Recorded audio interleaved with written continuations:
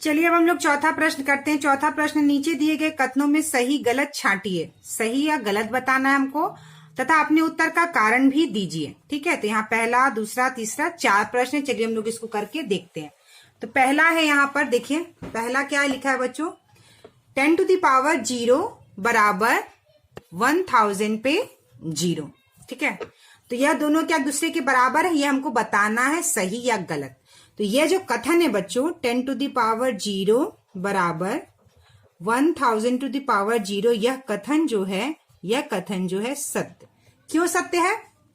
क्योंकि किसी भी संख्या पे 0 जो है उसका वैल्यू 1 होता है। 2 टू द पावर 0 भी 1 हुआ, 6 टू द पावर 0 भी 1 होता है। और मैंने पिछले नियम में बताया था किस प्रकार 1 होता है, पिछली वीडियो क्लास में आप लोग देख सकते हैं।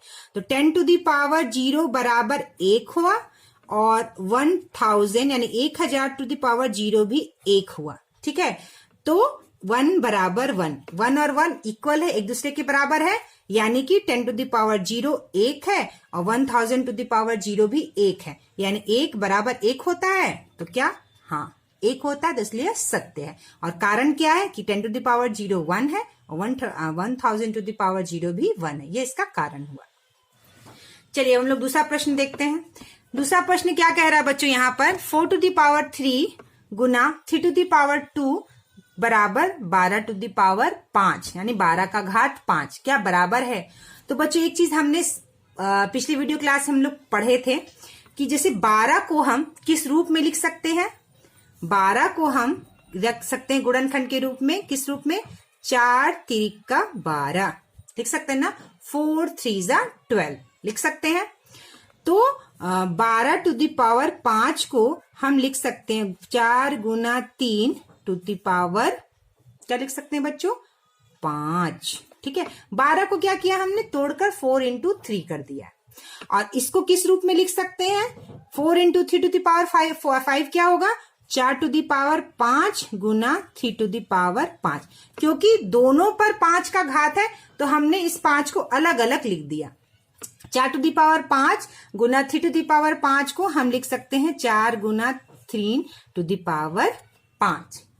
तब अब देखिए 4 टू द पावर 3, यहां पर क्या है, 4 टू द पावर 3 गुना 3 टू द पावर 2 बराबर ये 4 टू द पावर 5 गुना 3 टू द पावर 5। ठीक है, तो अब बताइए, मतलब 4 का गुना जब 3 बार करेंगे तो क्या उत्तर, वो 4 में गुना 4 का गुना 5 बार करेंगे तो वह एक दूसरे के क्या बराबर होगा? नहीं, बराबर नहीं होगा।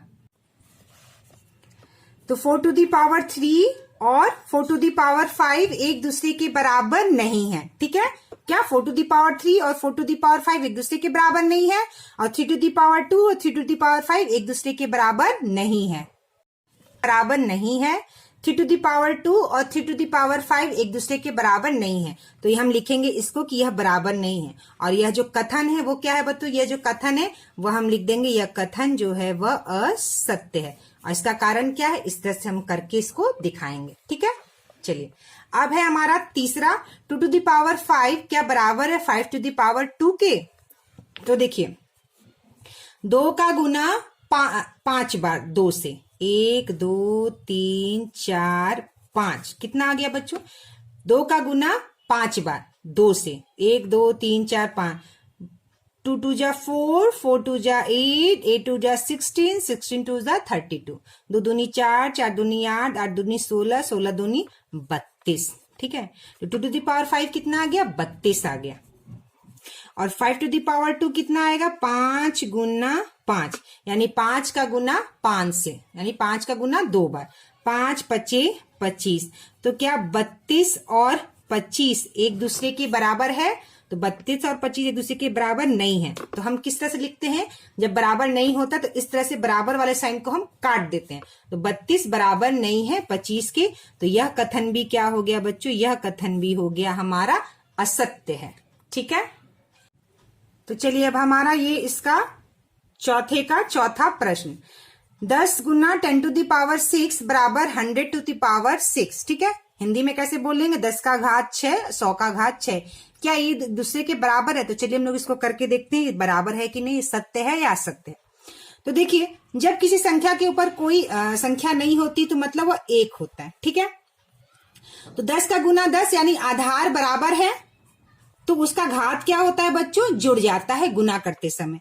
तो 1 + 6, ठीक है, और हम इसको लिख देंगे 10⁻7। ठीक है, यानी 10⁻1 × 10⁻6 बराबर 10⁻, ये हो गया 7। ठीक है बच्चों, कितना हो गया, 10⁻7। अब यहाँ है 100⁻6, तो हम इसको लिखेंगे 10⁻7 बराबर 100⁻6, मतलब 10 का गुना 10 से कितने बार, 7 बार। 1 2 3 4 5 6 7।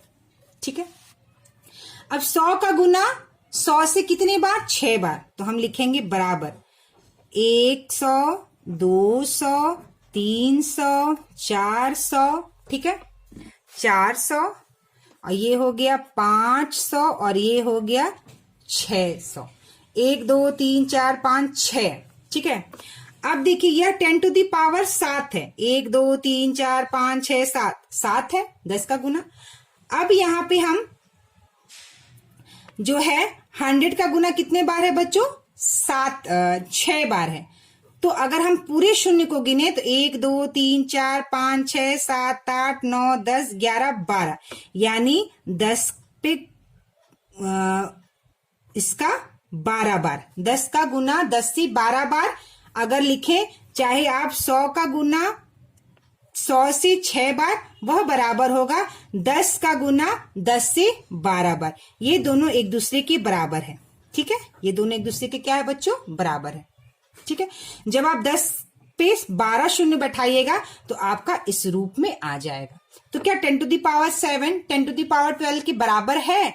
नहीं, यह बराबर नहीं है, इसलिए यह क्या है बच्चों, यह असत्य है। क्या है बच्चों, यह असत्य है। ठीक है, तो यह वाला प्रश्न क्या होगा, असत्य होगा, और इसका कारण जो है इस तरह से हम कारण इसका बताएंगे।